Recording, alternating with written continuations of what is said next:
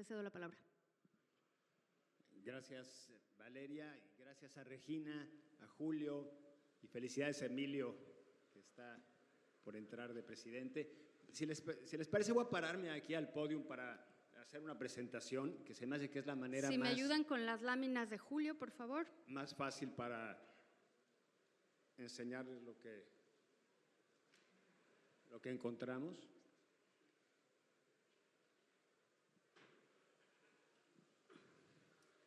¿Por qué no nos cuentas, mientras nos ponen la presentación, la frecuencia del estudio? Porque es un estudio que hacen, si mal no recuerdo, Julio, cada 5 años, ¿no? Cada 6 años. Cada 6 años. Esta fue nuestra cuarta encuesta. Empezamos hace ya 20 años y conforme hemos hecho las encuestas, hemos ampliado como el detalle de la movilidad social. La primera fue para entender qué tanta movilidad social hay en México en general, cuál es la capacidad de alguien que nace en una situación de pobreza, cuál es su capacidad de salir de esa situación, de llegar a lo mejor hasta el escalón de más bienestar.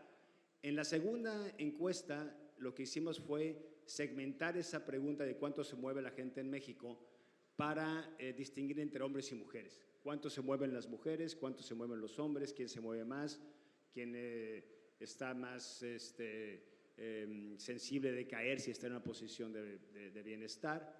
La tercera encuesta, esa la hicimos para ver la parte regional.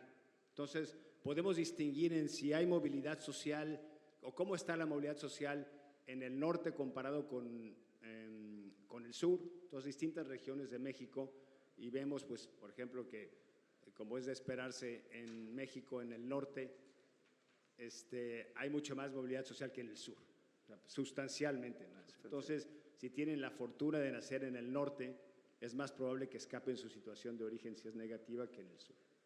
Y en esta cuarta encuesta que acabamos, bueno, la levantamos hace un poco más de 1 año y medio, pero apenas estamos sacando los datos y lo vamos a sacar ahorita, pudimos meter módulos específicos. Y uno de los módulos que metimos es el de inclusión financiera, y que ese es lo que hace, pues, bueno, se me hace que muy relevante para la plática de hoy. También, si quieres, Valeria, les puedo platicar un poco del SEI antes de que empiece la presentación. El SEI es un centro que se fundó, ya hoy cumplimos 20 años, lo fundó la doctora Amparo Espinosa Rugarcía con un legado del banquero Manuel Espinosa Iglesias.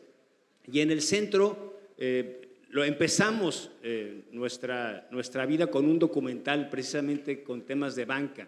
Fue un documental sobre la nacionalización bancaria de 1982. Es un documental que lo cuentan los protagonistas que tomaron la decisión. Hay tanto gente que estuvo a favor y en contra. Y después seguimos ese documental con otro sobre la privatización bancaria y con varios estudios sobre el sistema financiero. Entonces, ese fue nuestro origen.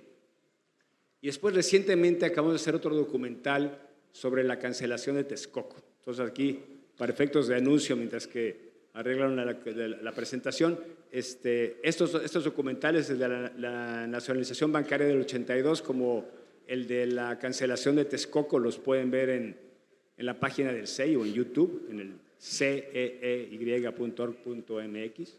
Julio, los documentales son buenísimos. El de 1982 lo pongo en las clases, cuando doy clases en la universidad, y pues para los chavos, no, qué horrible término, para los chavos, suena como a historia antigua y al final del día es muy relevante para entender el sistema financiero que tenemos. Creo que ya está la presentación, así que adelante. Bueno, y gracias a Ana Laura y a Roberto por ayudarme a hacer esta presentación. Aquí ya les dije la introducción de lo que es el SEI. Y bueno, entre los documentales nos hemos dedicado a medir la movilidad social y a estudiar cómo afecta la movilidad social en México, ¿no? Y la movilidad social la definimos en términos muy generales como la capacidad de las personas de superar su situación socioeconómica de sus padres, o sea, de avanzar de su situación de origen. Yo creo que aquí se ha hablado en otros paneles de la importancia de combatir la pobreza y de reducir la desigualdad. En mi opinión, el de fomentar la movilidad social en México es un objetivo que debe estar por lo menos a la par de esos dos. ¿Y por qué es importante promover la movilidad social? 3 razones básicamente. Es una razón de justicia, que pues hay que recompensar el mérito. Si alguien se esfuerza, tiene talento y no hay ningún premio, pues hay una injusticia. Por una razón de crecimiento económico, que también si se promueve el mérito, se promueve la eficiencia, y la eficiencia ayuda al crecimiento económico. Y por un tema de integración social. Si no hay movilidad social, si la gente percibe que no puede progresar, pues hay una frustración que puede desencadenar un problema social. Y como les platicaba, ya es la 4ª encuesta que levantamos, y esa es la que tiene un módulo de inclusión financiera, que con este módulo ya combinamos los 2 ejes principales del centro, que es la banca y la movilidad social. Bueno, y aquí les doy un como contexto donde estamos, y me voy a mover rápido. Esta es como que la lámina más importante que tenemos del estudio, y es, básicamente se las explico, es qué probabilidad hay de la gente, de los mexicanos que nacen en una situación de pobreza, que es en el 40% más pobre del país, de subir. ¿Cuál es la probabilidad? Pues resulta que 7 de cada 10 se mantienen en una situación de pobreza. Entonces, aquí la conclusión de esta lámina es que la pobreza se perpetúa, o en otras palabras, la pobreza se hereda, que es una situación pues sumamente preocupante. Y si se fijan también, ¿qué capacidad hay de subir de la situación de pobreza al quintil número 5, que es el quintil, el 20% de la población más rica? Pues bajísima. Alguien que nace en pobreza, lo más probable es que no llegue a estar en una situación de ingresos altos. Y si esta gráfica la vemos no del 40% más pobre, sino del 20% más pobre, la probabilidad de escapar su situación de pobreza es bajísima. El 81% de los mexicanos que nacen en el quintil más pobre no escapan la pobreza. Eso es algo, bueno, trágico, ¿no? 8 de cada 10 de que nacen en la situación de pobreza, pues no le escapan. Y ya vamos a meternos al tema de inclusión financiera. Bueno, la buena noticia es que en la parte intergeneracional ha habido un aumento de inclusión financiera. La generación anterior tenía menos inclusión financiera que la actual. ¿Cuál es la mala noticia? Que la falta de inclusión financiera también se hereda, al igual que la pobreza. Entonces, si vemos, de la población en México que no tiene inclusión financiera, el 95% de esa población, sus padres tampoco tienen inclusión financiera. Entonces, yo creo que este es un dato importante también para ver cómo atacar el tema de inclusión, es saber de dónde viene la gente, ¿no? Si tenemos un cliente o un cliente perspectivo que sus papás no tenían inclusión financiera, va a ser mucho más difícil que se integre al sistema financiero, ¿no? Entonces, pues ahí como ven, la probabilidad de contar con inclusión financiera es 7 veces mayor para los que tuvieron padres con inclusión financiera. ¿Y cuál es la repercusión de padres con inclusión financiera en la movilidad social? Que ahí me voy a la gráfica que ponía al principio. La buena noticia es que la inclusión financiera tiene un impacto muy importante en la movilidad social. Si vemos aquí las dos, les explico rápido estos 2 gráficos. En la de la izquierda son aquellas personas que nacieron en el quintil 1 y 2, que significa que están en el 40% de la población, que están en un nivel de pobreza, y donde acabaron con padres que no tuvieron una inclusión financiera. Pues si se fijan, ahí el 70% se queda abajo y solamente el 4% logra subir al quintil más rico. Pero ahora, ¿qué pasa con los padres que sí tuvieron inclusión financiera? ¿Qué pasa con sus hijos? Pues fíjense la diferencia tan importante. De los que sí tuvieron inclusión financiera, pues muchos más alcanzan a escapar la pobreza y 13% logran subir al escalón más alto. O sea, estamos hablando de más de 3 veces el porcentaje que logra subir al escalón más alto de padres que no tuvieron inclusión financiera. Entonces, este es un resultado que a lo mejor muchos intuíamos, que la inclusión financiera ayuda a la movilidad social, pero aquí se pueden dar una idea de la magnitud de qué tanto ayuda para la movilidad social. Y ahora, aquí, esta es una no tan buena noticia, ¿no? Que es ¿qué pasa con las mujeres y los hombres? Y aquí podemos ver también, lo dividimos en los hogares que nacen, las personas que nacen en los hogares más pobres, en el quintil 1 y 2, y que se quedan en la pobreza. Bueno, ¿qué pasa con aquellas personas que tenían padres sin inclusión financiera? Bueno, los hombres se quedan nada más el 65%, mientras que las mujeres se quedan el 73%. Y como pueden ver, el que tener padres sin inclusión financiera ayuda a permanecer menos en la situación de pobreza, pero ayuda a mucho más a los hombres que a las mujeres. Los hombres logran bajar de 65 a 46, mientras que las mujeres de 73 a 67. Y aquí y con esto termino, este es también un resultado que para mí es más interesante, ¿no? ¿Qué pasa con la capacidad de hombres y mujeres de alcanzar el quintil más rico? ¿Qué pasa cuando esos hombres y mujeres están en un hogar cuyos padres tenían inclusión financiera y padres que no tenían inclusión financiera? Con los que no tenían inclusión financiera, pues solamente el 6% de los hombres logra alcanzar el peldaño más alto, más rico, y 3% de las mujeres.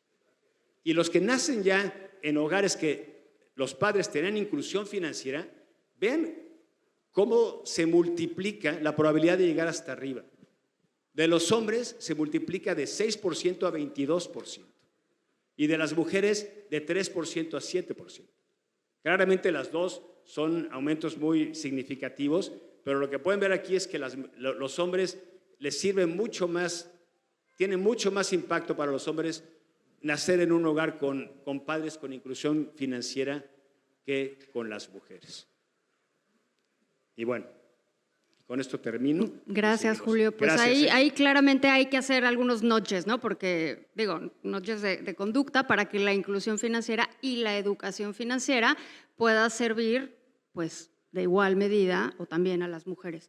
Gracias, Julio. La encuesta ya va a estar disponible, ¿no? O el estudio va a estar disponible ya, ¿no? Sí, va a estar disponible, claro. Muy bien. Muchas gracias. Licenciado Rosado, yo quiero preguntarle a usted, cuando tuvimos la llamada para platicar de este panel, comentamos sobre una encuesta reciente del INEGI sobre salud o no tanta salud o estrés financiero, ¿no? Y la verdad es que la encuesta no tiene desperdicio, vale mucho la pena que le echen un ojo. Pero entre los resultados de esa encuesta hay algo que me parece bien interesante para los que ya están incluidos financieramente. Cuando las familias tienen algún momento de emergencia, un accidente, una enfermedad, algo de lo que todos queremos huir, pero que pasa, no se recurre al sector financiero formal. Se recurre primero a amigos, familia, no se ve el sector financiero como una posibilidad de ayuda para resolver una situación personal que sin duda tiene un impacto en la movilidad social, porque cuando estamos hablando de estos eventos pueden ser catastróficos en temas de movilidad social. Usted conoce estos datos muy bien. ¿Qué nos puede comentar al respecto? Sí, claro. Muy buenos días, tardes. Me parece que también hay láminas. Nada más confírmenme si sí o si no. Sí, sí, adelante. Sí, podríamos poner la última hoja de la presentación. Ahí está. Ok. ¿Le adelanto? Ok, vamos.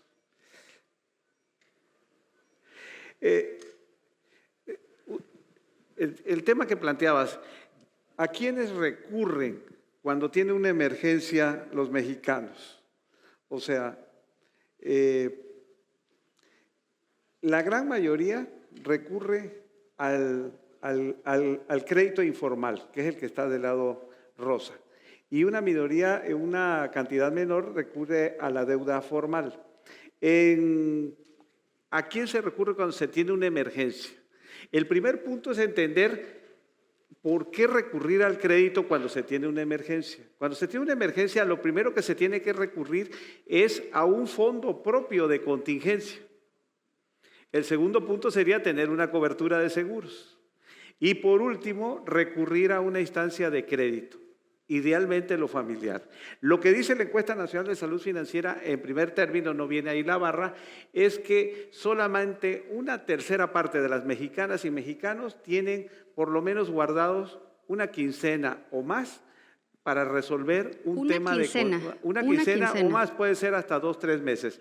¿Por qué es tan importante esto? Porque tener un fondo de contingencia, lo ideal es tener 3 meses de ingreso neto guardado, eso va adelante de una póliza de seguro. En ocasiones, quien haya tenido una emergencia y haya ido a un hospital privado, en un hospital privado, para poder entrar necesitas dar un anticipo. La De aquí a que tarjeta. llegue el tema de una póliza, por muy ágil y muy buena que sea y amplia, aquello ya te atrapó. Entonces, lo primero es tener un fondo de contingencia. Lo segundo es tener una póliza.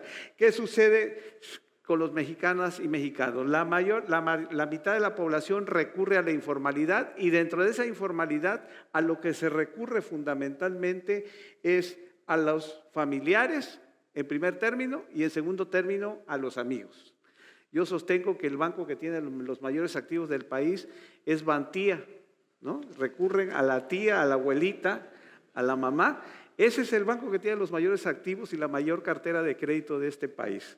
Entonces, ¿qué hay detrás de esto? Aquí lo que hay es un tema que ya lo señala la encuesta nacional de inclusión financiera en sus diversas presentaciones que se han hecho, la última fue este año, y lo señala también la encuesta nacional de salud financiera. Detrás de esto lo que hay es desconfianza. O sea, fundamentalmente uno de los factores es multifactorial, indiscutiblemente, pero hay un tema que tiene que ver con la confianza de las instituciones.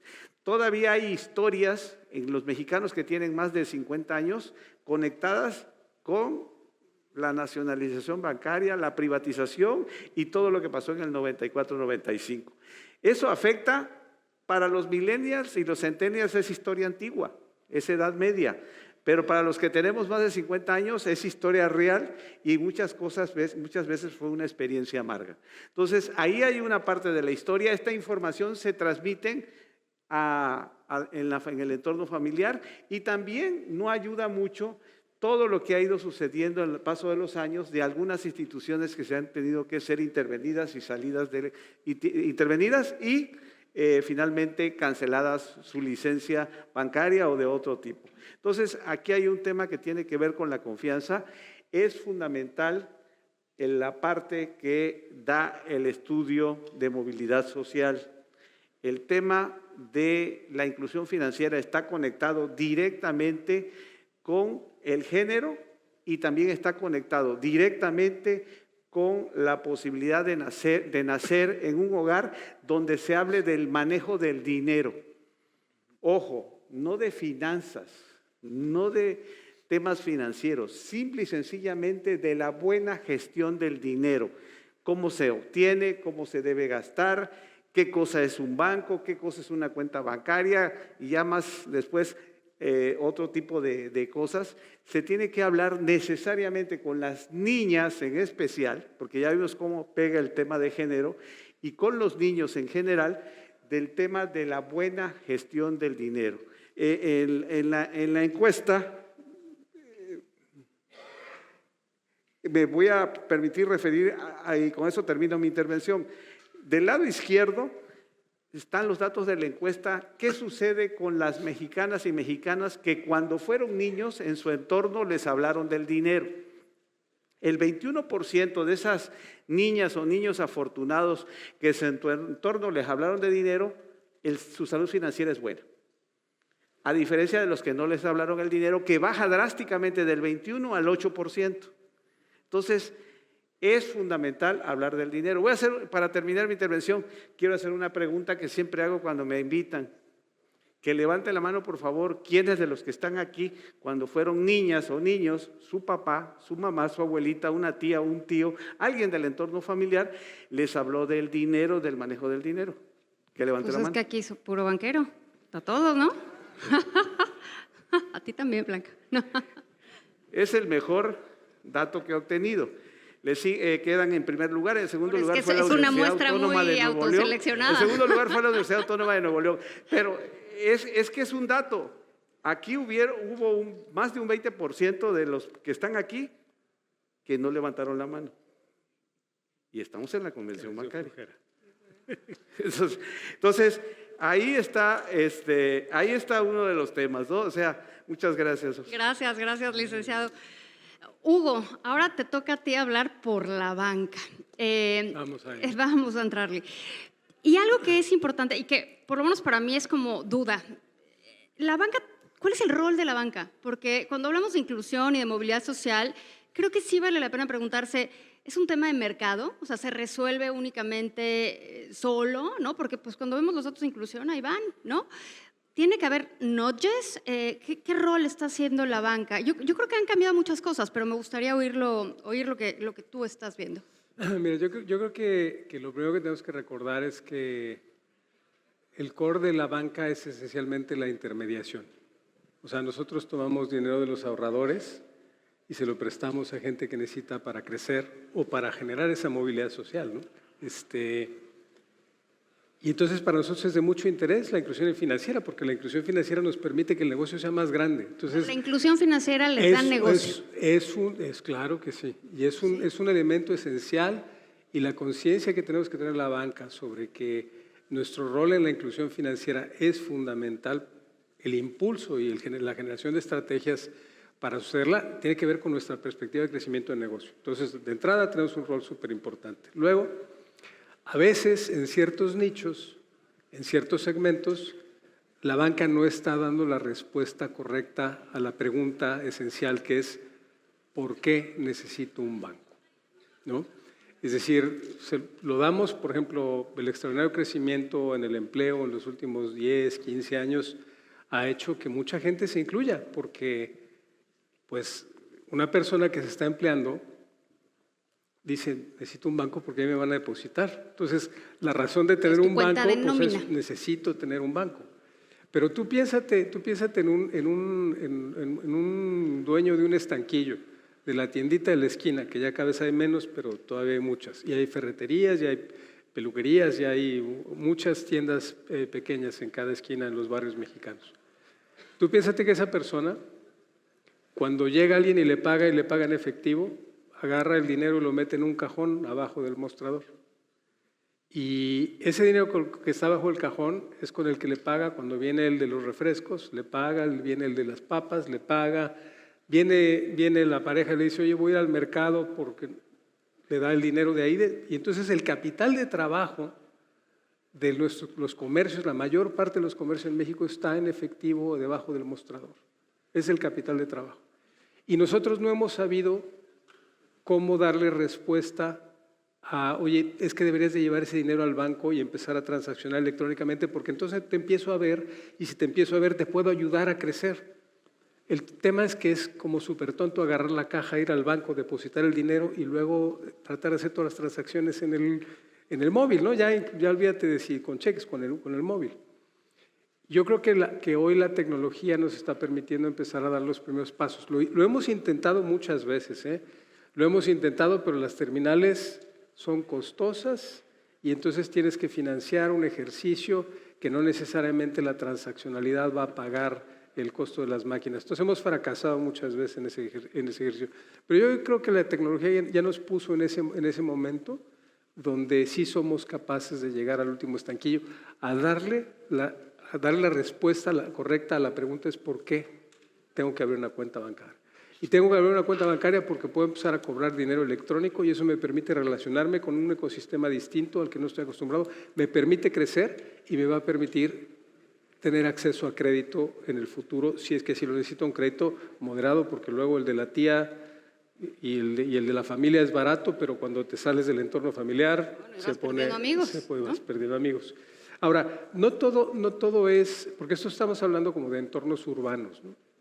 Pero cuando tú sales del entorno urbano normal y estás en un ecosistema donde lo que no tienes es ni siquiera conectividad, yo creo que ahí tenemos que ir acompañados para construir el ecosistema correcto en estas zonas que son más rurales y que va a ser más difícil llegar.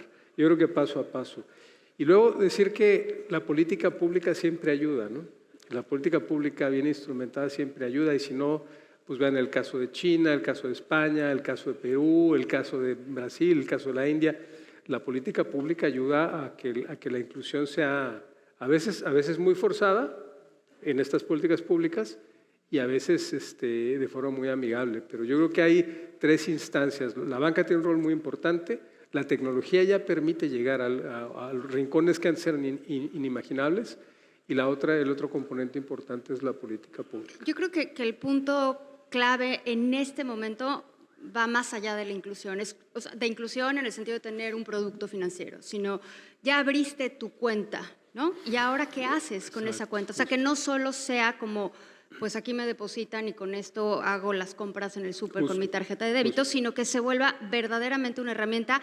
Y el paso para que eso suceda me parece que está profundamente relacionado con educación.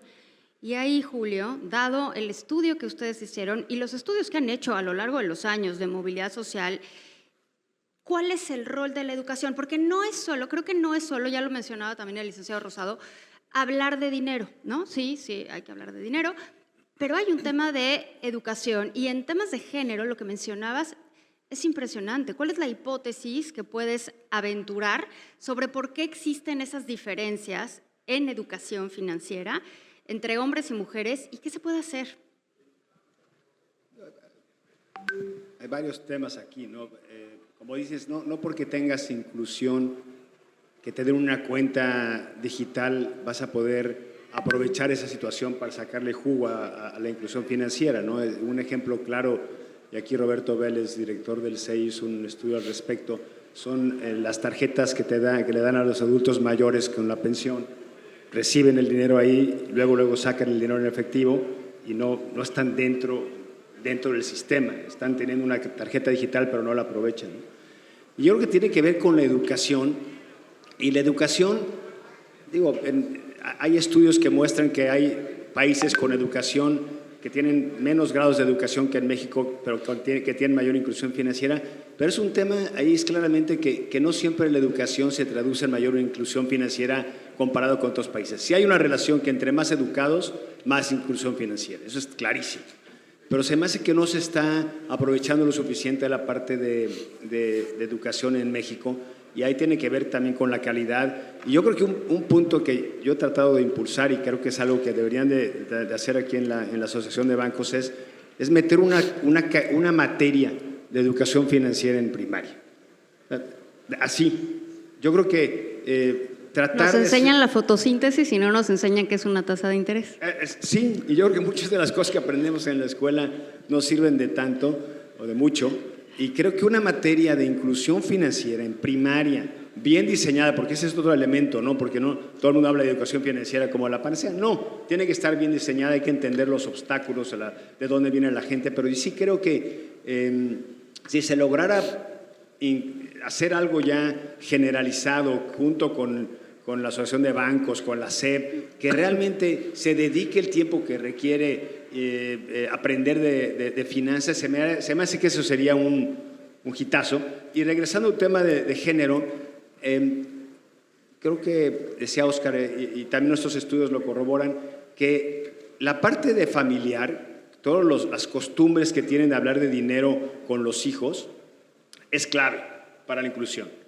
Y en los hogares se presta más a que los hijos tengan más responsabilidad de dinero y financiera que las hijas. Y eso pues, se traduce en que los hijos tienen más capacidad de llegar a la inclusión financiera que las mujeres. Y yo creo que algo así como una materia, que regresa esta idea de tratar de buscar una materia curricular de primaria en las escuelas públicas de inclusión financiera, ayudaría a corregir estas desventajas que tienen la mujer en México, las niñas en México, porque no se les trata en las familias con la misma confianza, o no sé qué otra palabra usar, para administrar dinero o hablar de dinero. Entonces, yo diría algo así de tajante que vámonos, una a la CEP, una materia. Así. Sí, en lugar de aprender a tocar la flauta, una materia estaría, Bueno, creo también que la sí flauta creo que sería más útil. ¿Qué dices, Hugo, Hugo? yo te quiero preguntar, hay una cosa, ¿cuál es el rol de los bancos en esto? Porque bien mencionabas, los bancos, y creo que todos lo tenemos muy claro, son un negocio. ¿Es negocio educar? Yo creo que sí, es decir, yo tengo la impresión de que me gusta mucho la aproximación de Julio de, oye, tenemos que meter una materia en las primarias para que los chicos sepan hablar de dinero desde... El problema que enfrentamos es que eso, pues el periodo de maduración de eso es como el de la fundación de BBVA, ¿no? O sea, becas a un chavo y pues lo ves hasta que llega a la universidad y luego entra a trabajar. ¿Qué hacemos con los adultos? O sea, ¿qué hacemos con toda la población que no está atendida? Y yo creo que esa población es muy difícil que le digas a una persona, vende un taller de educación financiera y te voy a enseñar a usar una tarjeta de crédito, luego no sé si te la voy a dar. Porque lo que aprendemos, si no lo usamos, es como las claves de la computadora, ¿no? O sea, tú te echas te inscribes en un sitio, pones una clave de estas ya con 25,000 malabares y luego no te metes al sitio y ¿qué pasa? Se te olvida. Lo mismo pasa con la educación financiera y más para los adultos, ¿no? Los adultos, la educación financiera de los adultos es ¿de qué sirve que te enseñe yo cómo invertir en fondos de inversión si no tienes los mecanismos para, ¿no? Entonces yo creo que lo primero que tenemos que hacer es que hoy la tecnología nos permite hacer cosas maravillosas que en los próximos años se van a ver van a ser muy contundentes.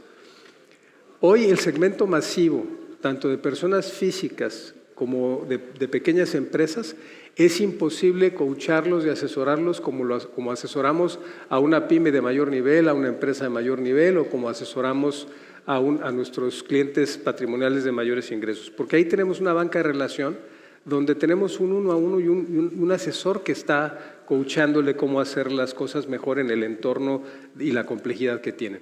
Pero en el segmento masivo, o sea, en esa parte masiva, era imposible tener un coach personal para cada uno. Y hoy la tecnología, a través de algoritmos de inteligencia, nos permite construir una base en la banca de agentes que entiendan qué cosas son las que tienes que hacer para mejorar, optimizar y tener una mejor salud financiera. Y además una superficie de comunicación a través del lenguaje generativo, donde la banca va a ser capaz de comunicarle al cliente qué está haciendo bien o qué está haciendo mal en el uso de los instrumentos financieros que tiene, ¿no? Por ejemplo, podríamos construir un agente que entendiera que Valeria vende fondos, que invierte en fondos y vende fondos cada día 15. Y que el día 10, y otro agente que entiende que Valeria paga su tarjeta de crédito el día 16. Y otro agente por encima que es capaz de leer lo que estos dos agentes saben hacer y decirle, ¿sabes qué, Valeria? ¿Quieres que venda fondo para que pague tu tarjeta de crédito? Porque es capaz de conectar. Y eso además tiene una conversación directa contigo. Ahora imagínate que eso puedes fabricarte para decir, oye, te acaban de depositar la quincena, ¿quieres separar el 10% de tu ingreso para meterlo? Te lo separo inmediatamente. Ese coaching, esa capacidad de comunicación que era imposible pensar en el mundo físico, se va a volver realidad en el mundo virtual en los próximos pocos años. Entonces yo creo que la banca va a tener un rol fundamental en ese coaching porque la gente va a preferir estar en el banco que le ayude y eso es lo que te da los recursos para hacer el balance que necesitas para hacer la intermediación, o sea, que se vuelve negocio. O sea, el tener herramientas y hacer que nuestros productos financieros no sean la cosa tradicional ahí, nada más decir, oye, te doy un mejor precio. No, es qué producto financiero te acompaña más en tu vida cotidiana. Y ese es el que va a ganar personalizado la batalla. al final del día y puede ayudar toda la información que tienes. Licenciado Rosa, yo le quiero hacer una pregunta que es muy complicada. Es muy complicada porque usted habló de confianza. Y estamos hablando de incluir más en una población que no tiene la suficiente educación financiera, ¿no? Que hay diferencias de género, hay diferencias de ingreso, hay diferencias por todos lados. Y al mismo tiempo estamos hablando del cambio tecnológico, inteligencia artificial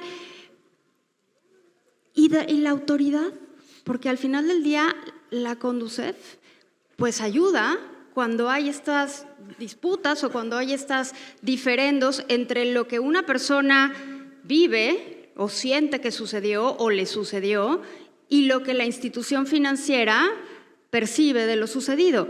El rol de la autoridad en esta confianza es crucial, ¿no? Sí, el rol de la sociedad es fundamental para la confianza. La confianza se construye con instituciones sólidas y con algo que ya Hugo citó, que tú tengas claramente la necesidad de tener un producto bancario y utilizarlo. O sea, cuando tú tienes un medio de pago, de crédito, que te otorga un banco, una tarjeta de débito, una tarjeta de crédito, lo utilizas en lo cotidiano, te sirve, eso te genera confianza y tú transmites la confianza. La educación financiera es una palabra, un concepto que tiene apenas 20 años. Es una recomendación de la Organización para la Cooperación y Desarrollo Económico en el 2004. Apenas en el 2008 un banco mexicano tomó el asunto, fue el pionero aquí en México. Pero en los últimos 10 años la educación financiera ha tomado un giro total y absoluto. Originalmente la educación financiera era un tema pedagógico, educativo y de números de finanzas, hasta ahí. En los últimos 10 años la educación financiera se ha convertido, además de eso, y que nunca va a dejar de serlo, en un tema que tiene que ver con lo digital y con lo conductual. ¿Qué significa esto? Que desde las aplicaciones los bancos están teniendo la oportunidad de construir educación financiera empaquetada dentro del producto.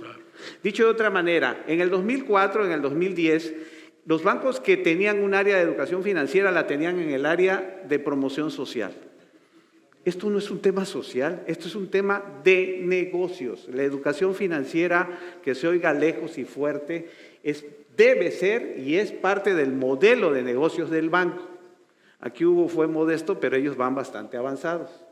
Y hay otros que van bastante rezagados. Y hago un llamado a que se empareje y caminen y avancemos.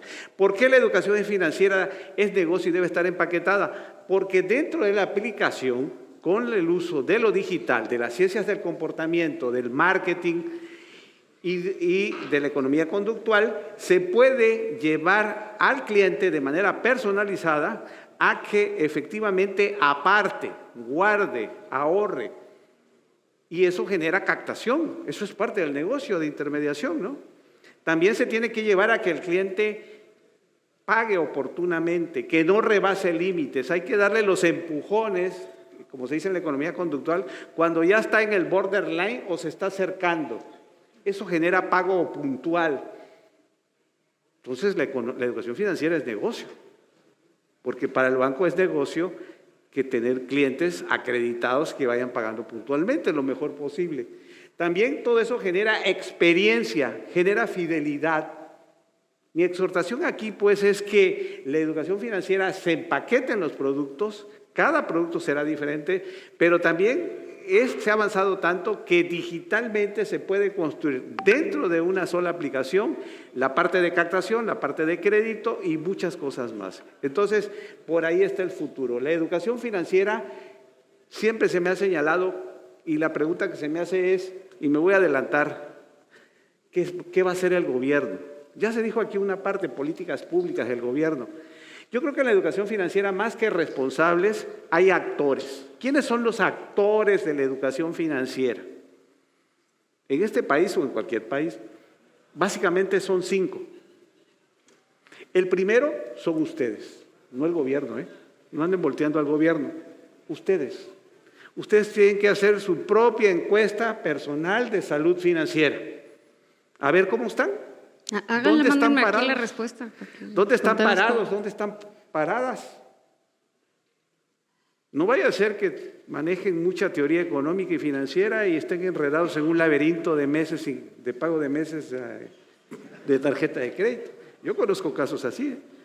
Maestrías, doctorados y no saben manejar su tarjeta de crédito. Pero bueno, ¿para qué entro en detalles escabrosos? No, esta es una muestra muy seleccionada. Ustedes son los primeros. Lo segundo es su entorno familiar. Ya se dijo aquí hasta la saciedad, las niñas, los niños, el que tiene hogares con inclusión financiera le va mejor, tiene más posibilidades de movilidad social. Tenemos que hablar del tema en las familias. Hay 3 temas tabús en las casas. No se habla de sexo, de política y de dinero. Yo no voy a entrar a meter a las 2 primeras, pero de dinero hablen, por favor. Tienen que hablar de eso.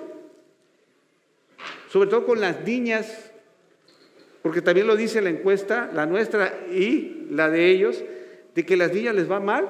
Y es una cuestión cultural. Es un esquema heredado del patriarcado económico. Entonces, Tercero, el gobierno. Tenemos que actuar, tenemos que conjugar, tenemos que hablar, tenemos que generar políticas públicas. El cuarto, el sistema financiero. Ya no me voy a alargar porque ya le dije al principio cuál es la tarea del sistema financiero. Educación financiera empaquetada dentro del producto. Quinto, los patrones, los que emplean personas. Se tiene que revisar la salud financiera de los colaboradores. Yo le hago la invitación a los bancos a que midan la salud financiera en forma, bajo manera metodológica, de la salud financiera de sus empleados. Hay varios bancos que ya lo hacen y los resultados, que nunca van a ser públicos, son muy malos. Hay muy mala salud financiera en los funcionarios bancarios, Entonces, ¿por qué es importante esto? Porque la mala salud financiera pega la productividad de los trabajadores. Y si pega la productividad, afecta en la rentabilidad. Y, ojo, es un factor de riesgo.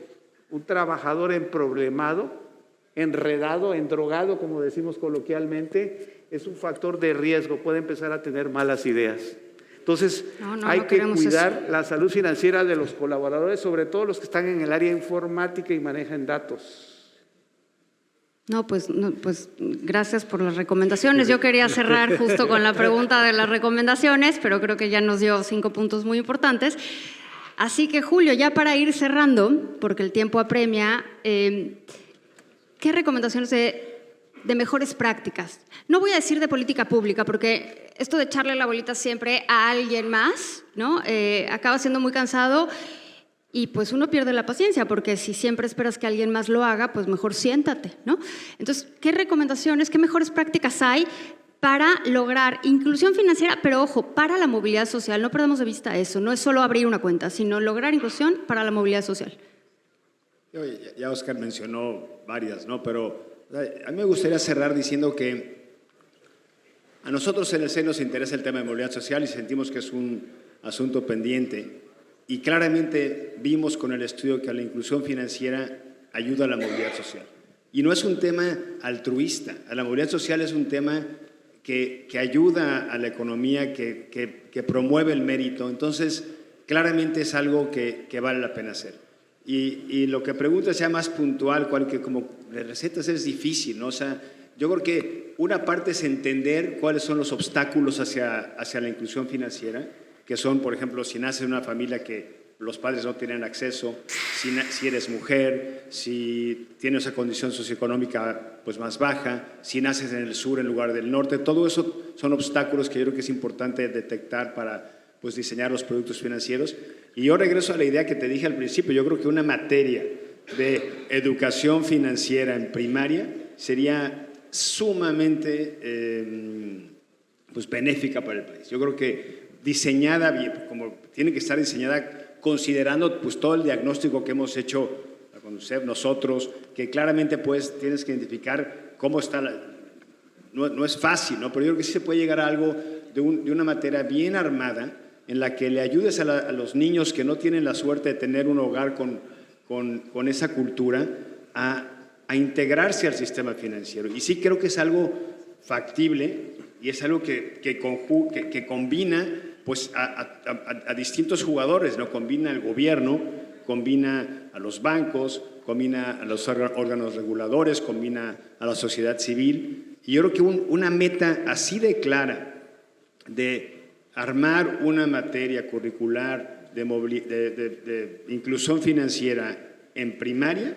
educación. Creo que eso en particular, esa sería mi bueno, pues hay que ponernos a hacer el así temario. De sencillo y bueno, encantado de darle seguimiento con los que aquí tengan abusados, algún interés, pero ojalá que sea algo que se pueda impulsar, porque creo que realmente, para mí, hay muchas cosas que ya se hablaron aquí, pero si me dices algo, yo haría eso. Perfecto. Bueno. Hugo, te toca la enorme responsabilidad de cerrar. Y cerrar antes de la comida. Así que, ¿cuáles son las mejores prácticas? Vámonos a comer. No, de ninguna manera te voy a dejar ir. ¿Cuáles son las mejores prácticas para lograr mayor inclusión financiera que lleve a la movilidad social? Que no se nos olvide eso. Yo creo que para no abordar mucho, yo diría, Julio tiene mucha razón en que hay que incorporar en la educación de los chavos esta parte de educación financiera que los invite a pensar para que cuando ellos enfrenten su vida laboral sepan qué hacer y cómo tienen que actuar. Luego, los bancos tenemos que hacer muchas cosas, entre ellas empezar a tener productos para gente más joven, para que tengan ese contacto y puedan aprender mientras usan. Es muy importante que aprendan mientras usan. De nada sirve que te digan que debes de ahorrar si no tienes el mecanismo para hacer el ahorro, ¿no? Luego los bancos también, además de incorporarnos en estos planes de educación de los menores y de proveer de instrumentos a los menores, creo que tenemos que evolucionar nuestros productos a que estos productos acompañen a la gente que ya está bancarizada, a que los acompañen a tomar mejores decisiones financieras en su vida cotidiana. Y luego a la gente no bancarizada, o sea, de esa es un poco más invisible para nosotros porque no tenemos ni información. Entonces creo que una labor muy importante que tenemos los bancos hacia adelante es hacernos de más información para poder empezar a trabajar en el ejercicio de inclusión. Pero el ejercicio de inclusión es sobre todo lo que tenemos que hacer es responder a la pregunta, ¿por qué? ¿Para qué me meto en esta vaina de haber una cuenta bancaria? Sí, ¿no? porque de ahí hay muchas cosas. Tenemos que dar esa respuesta. Pues muchas gracias, muchísimas gracias a los tres. Gracias a todos por escucharnos y pues muchísimo trabajo por hacer y a seguirlo haciendo. Gracias a todos. Muchas gracias.